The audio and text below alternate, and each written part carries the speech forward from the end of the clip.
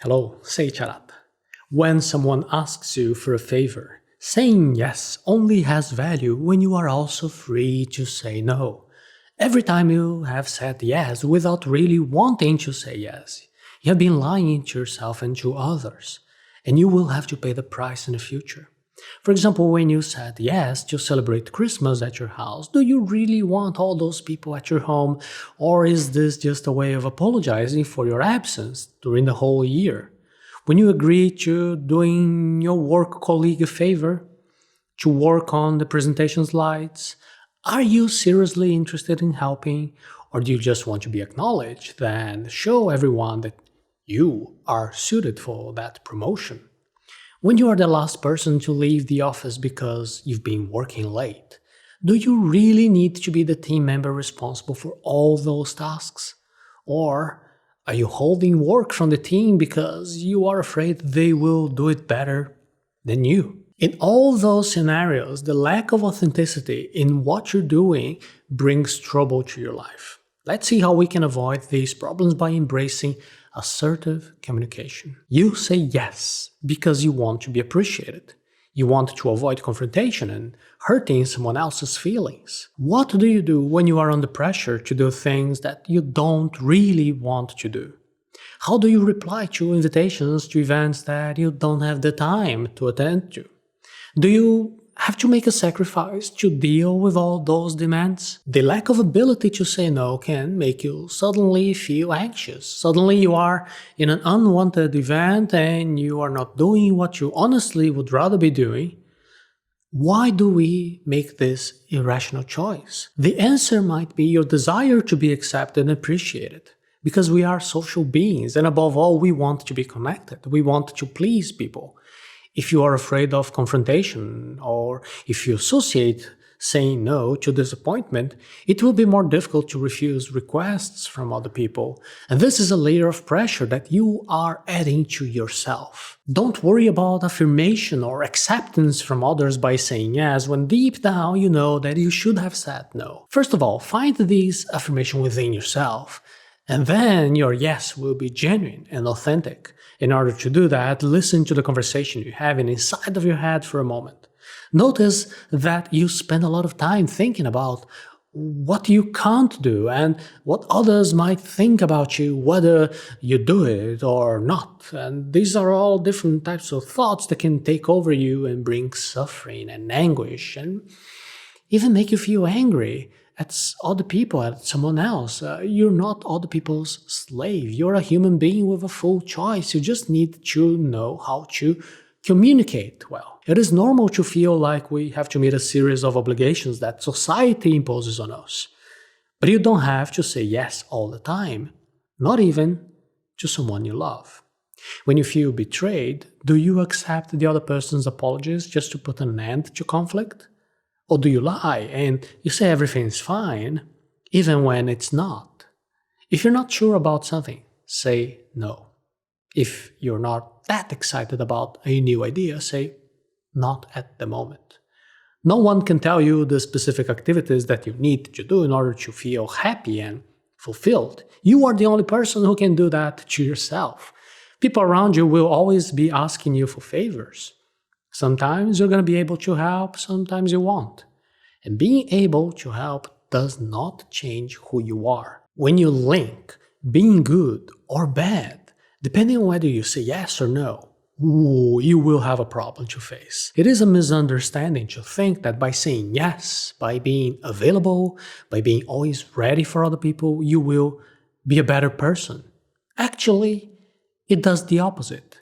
You can say no without hurting the person who's asking you for something.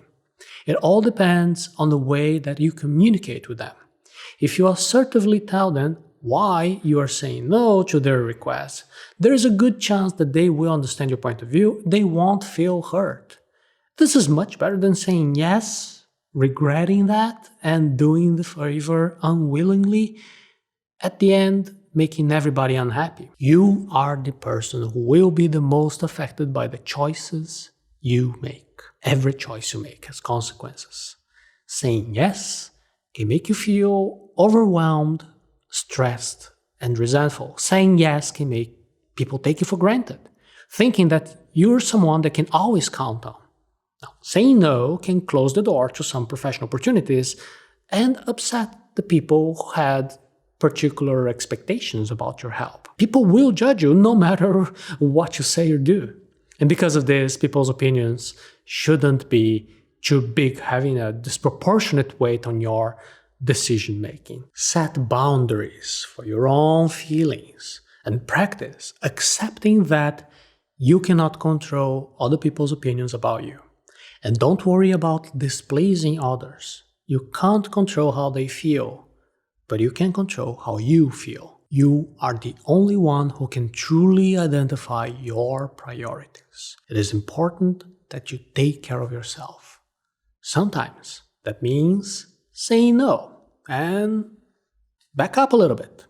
Your physical and mental health is your main priority, since this is what will allow you to do more for yourself and for others. Taking care of yourself is like indirectly taking care of someone that you like. You are your best lawyer. You are your best advocate. You are the only one who can truly identify your priorities in life, because you are the person who will be most affected by the choices you make. And in order to protect yourself, you need to be clear about the right time to say no.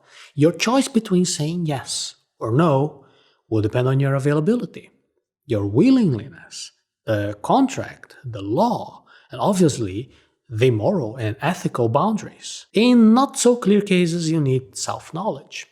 You will be able to clearly identify a genuine yes if you really know yourself. When someone asks you to commit to something new, whether it is an ongoing project or just going out for coffee, evaluate if you are available, thinking about the other commitments that you are leaving aside. Remember, every time you're saying yes to something, you're saying no to something else. Also, think about your personal values, your purpose.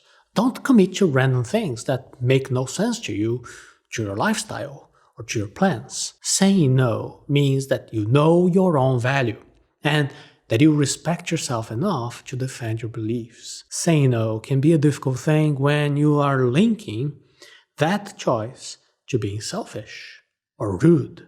Setting boundaries means that you have self-respect.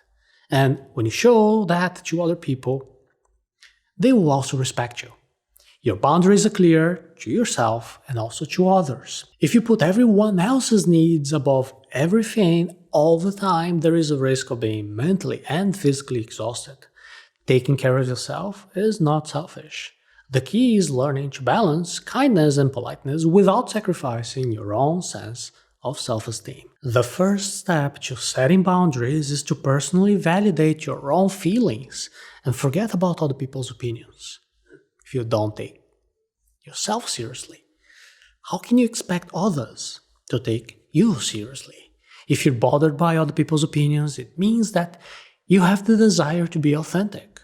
There are people who would say that they are actually not bothered by other people's opinions because instead of saying no, they just say yes, and then they just disappear or they procrastinate until the other person forgets about it. I would say that's not a very authentic way of living life. Recognize that it's okay to say no if you feel like it is not aligned with your own desires, even if you had said yes before. It is much better to make the right choice, even if it's late, than to keep the wrong choice just because you think you should. It is your life. Make choices that will improve you and will improve your well-being. If that means you have to say no with confidence. The more you say no to situations that you don't want happening in your life, the more you will be able to say yes to yourself and to things that matter to you. You can spend the rest of your life rushing and running because you're saying yes to things that don't really matter. Or you can spend your life relaxing, moving slow, and prioritizing what is really important because you're saying yes to the things that really matter. You think people expect you to say yes. You're not able to imagine that they would be okay if you told them no.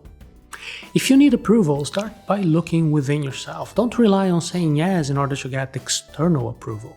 In our How to Say No course, you'll have access to interactive activities to strengthen your assertiveness, and you can access now by visiting arata.se/how to say no. And once you allow yourself to say no, you will find out it is not as scary as you thought it would be. You also find that people usually understand you more than you can imagine. Despite what your ego is telling you, people around you are able to solve problems without you being their world-saving hero.